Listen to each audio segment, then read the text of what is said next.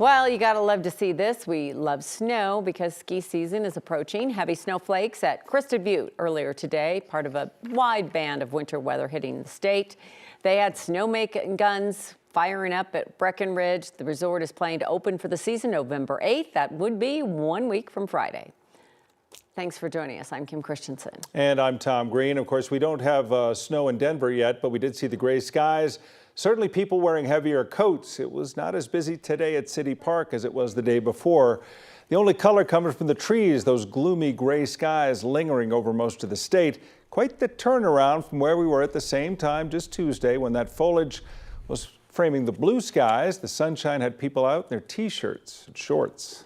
Weather Impact Team meteorologist Kathy Sabin is tracking the forecast for tonight. That's the thing we want to care about, right, Kathy? Exactly right. As the storm system moves out, Kim, temperatures will drop like a rock. Some areas woke up to moderate snow shower activities. Other areas, it was fog, it was freezing drizzle.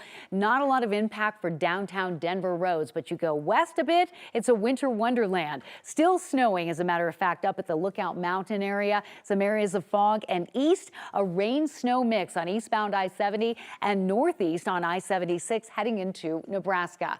Foothill snow showers still may cross the I-25 corridor, but the west to east orientation is not favorable for much moisture here on the ground in Denver. So we'll turn our sights to the temperature trend, which we've been in the mid-40s for much of the afternoon. And as skies clear, those numbers are going to drop into the low and mid-20s overnight.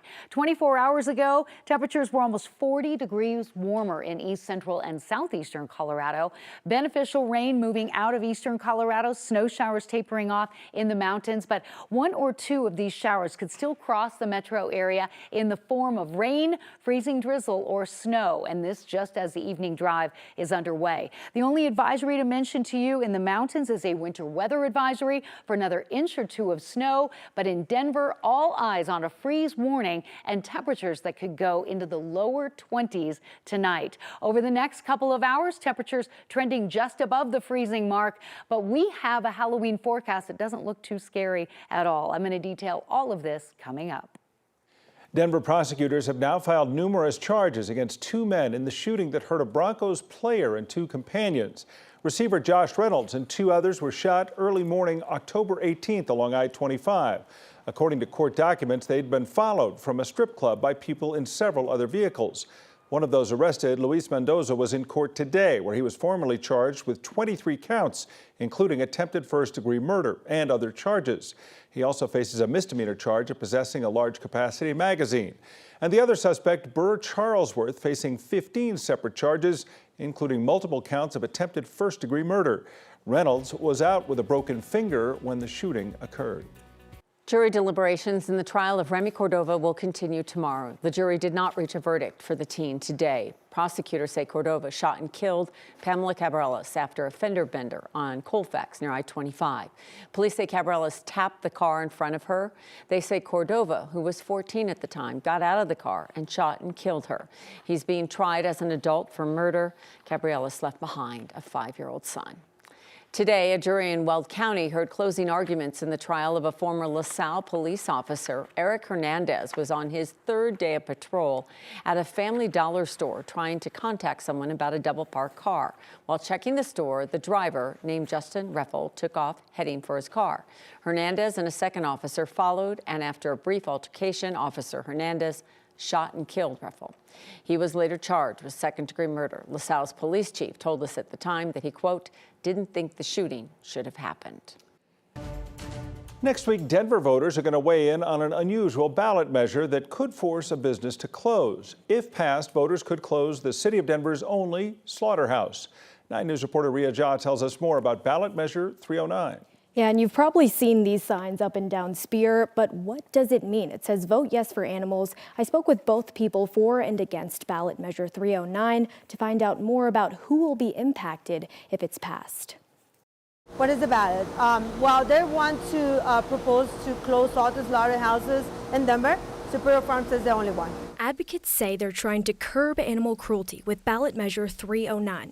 It would put Denver's only slaughterhouse on the chopping block. In industrial slaughterhouses and factory farms, animal cruelty isn't the exception, It's the rule. If ballot measure 309 passes, it will shut down the largest lamb slaughterhouse in the country. It's all about perspective. It's the largest company in the United States, and I'm so proud of saying that. After working at Superior Farms for 24 years, Isabel Bautista is now the operations manager. When I started, I was doing this job. She said she knows every single employee. So this is Maria. Maria Martinez has been with the company for over 4 years. We have Robert on that side. Maria, Robert, Isabel, and 157 other workers' jobs are also on the chopping block with this proposal. This is our house. This is a big family, 160 employees, but we are one family. It breaks my heart. I had to tell employees that they're no longer going to have a job if this passes. The proposal requires the city to provide workforce training or employee assistance if workers lose their jobs. And the timeline of the initiative would be January 2026, so that would provide approximately 14 months. Chris Caraway is an animal activist attorney working alongside Pro Animal Future, the group who brought on the ordinance. It is a cruel business, even when there are no lawful violations. You know, what they are doing to animals should not be tolerated under evolving standards of decency and compassion. There is nothing to hide.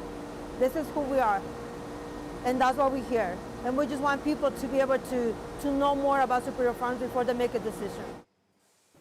Superior Farms buys the lambs from hundreds of family farms and supplies products to supermarkets and restaurants across the United States. A study by Colorado State found the ban could cost hundreds of millions of dollars and threaten thousands of jobs in the worst case scenario, but it did not elaborate on the time frame for that loss. Ria Jha, 9 News. Ria, a lot of us really didn't even know that Denver had a slaughterhouse. We tend to think of this in more rural areas. Right, and that sign is pretty simple, so it is important to understand what each ballot measure is and how they impact people. All right, Ria, thanks. Speaking of ballot issues, the presidential race continues to be a virtual toss-up. A fresh set of polling done in 3 battleground states, Michigan, Wisconsin, and Pennsylvania, shows those races as either tied or tilted slightly towards Vice President Kamala Harris.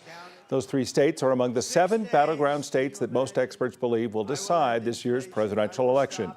The vice president was rallying today in 2 of the battlegrounds, North Carolina and Pennsylvania. She was also addressing remarks made by President Joe Biden, who appeared to call Donald Trump's supporters garbage during a Zoom call yesterday. The work that I do is about representing all the people, whether they support me or not. And as President of the United States, I will be a president for all Americans, whether you vote for me or not. Former President Donald Trump is scheduled to hit most of the swing states during this last week of the campaign. Today, he is scheduled to speak in Green Bay, Wisconsin, with former Packers quarterback Brett Favre. His campaign lost an endorsement today. Puerto Rican singer Nicky Jam said he's renouncing his support over comments at a weekend rally where a comedian referred to Puerto Rico as an island of garbage.